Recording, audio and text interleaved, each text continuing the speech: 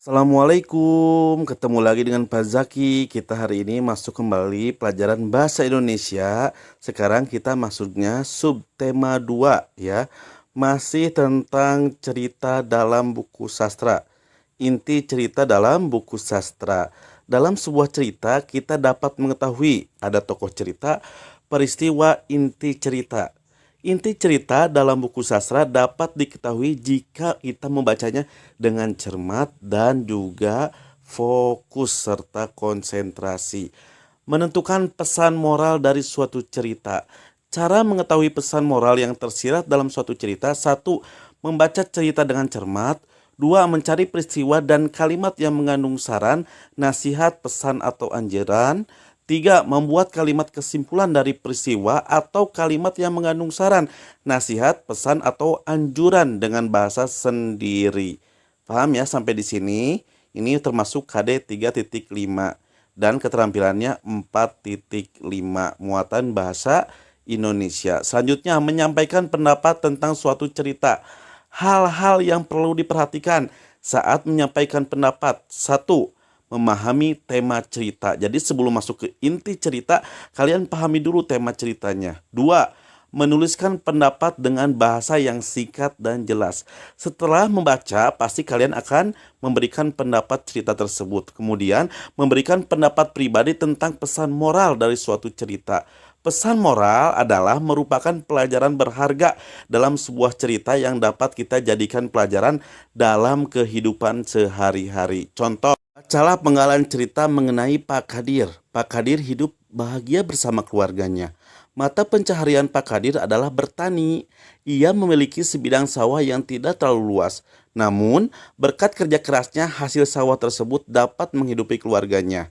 Suatu ketika, wabah hama menyerang sawah para petani. Pak Kadir sangat sedih. Ia mengalami kerugian yang besar karena serangan hama tersebut. Namun, Pak Kadir pantang menyerah dan tetap bersemangat.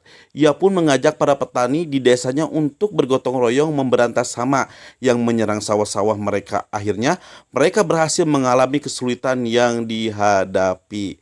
Nah, setelah kalian baca ini, apa pesan moral dalam cerita tentang Pak Kadir ini? Ada yang tahu? Atau apa pendapat kalian dari isi cerita mengenai kehidupan Pak Kadir? Silahkan, boleh berkomentar di dalam hati ataupun nanti kalian bisa menyampaikannya langsung ke Bapak.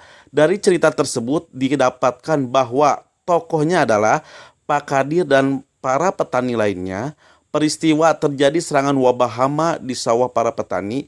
Inti cerita, Pak Kadir dan para petani mengalami kerugian karena sawah mereka diserang hama. Namun berkat kerja keras dan kerjasama mereka, kesulitan tersebut dapat diatasi. Nah, kalau kita bacanya dengan fokus, kita akan mengetahui tokoh, peristiwa, dan inti cerita dalam sebuah cerpen tadi. Kemudian, jadi pesan moral pada cerita tersebut adalah setiap masalah harus kita hadapi dengan semangat dan pantang menyerah. Kalimat yang menunjukkan pesan moral dalam cerita tersebut adalah, namun Pak Kadir pantang menyerah dan tetap bersemangat. Ia pun mengajak para petani di desanya untuk bergotong royong memberantas hama yang menyerang sawah-sawah mereka. Akhirnya mereka berhasil mengalami kesulitan yang dihadapi. Itulah pesan moralnya. Jadi, apa itu pesan moral? Pesan moral adalah pesan yang berharga dari cerita atau pelajaran yang paling berharga dari cerita tersebut. Contoh, memberikan pendapat pribadi tentang pesan moral dari suatu cerita. Pesan moral yang ditulis sudah sesuai dengan isi cerita.